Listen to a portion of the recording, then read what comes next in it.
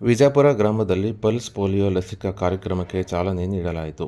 ರಾಜ್ಯ ಸರ್ಕಾರದ ಆದೇಶದಂತೆ ಇಂದಿನಿಂದ 0ಯಿಂದ 5 ವರ್ಷದ ಒಳಗಿನ ಮಕ್ಕಳಿಗೆ ಪಲ್ಸ್ ಪೋಲಿಯೋ ಲಸಿಕೆ ಹಾಕಲು ಚಾಲನೆ ನೀಡಿದ್ದು, ವಿಜಯಪುರ ಗ್ರಾಮದ ಅಂಗನವಾಡಿ ಕೇಂದ್ರದಲ್ಲಿ ಭಾನುವಾರ ಬೆಳಗ್ಗೆ 8 ಗಂಟೆಗೆ ಪಲ್ಸ್ ಪೋಲಿಯೋ ಲಸಿಕಾ ಕಾರ್ಯಕ್ರಮ ಹಮ್ಮಿಕೊಂಡಿದ್ದು, ಗ್ರಾಮ ಪಂಚಾಯಿತಿ ಅಧ್ಯಕ್ಷರಾದ ಸರಸ್ವತಿಯವರು ಆಗಮಿಸಿ ಮಕ್ಕಳಿಗೆ ಪೋಲಿಯೋ ಲಸಿಕೆ ಹಾಕುವ ಮೂಲಕ ಈ ಒಂದು ಕಾರ್ಯಕ್ರಮಕ್ಕೆ ಚಾಲನೆ ನೀಡಿದ್ದು, ಎಲ್ಲ ಪೋಷಕರು ಅಂಗನವಾಡಿ ಕೇಂದ್ರಕ್ಕೆ ಆಗಮಿಸಿ ತಮ್ಮ ತಮ್ಮ ಮಕ್ಕಳಿಗೆ ಪಲ್ಸ್ ಪೋಲಿಯೋ ಲಸಿಕೆ ಹಾಕಿಸುವಂತೆ ಸಲಹೆ ನೀಡಿದ್ದಾರೆ.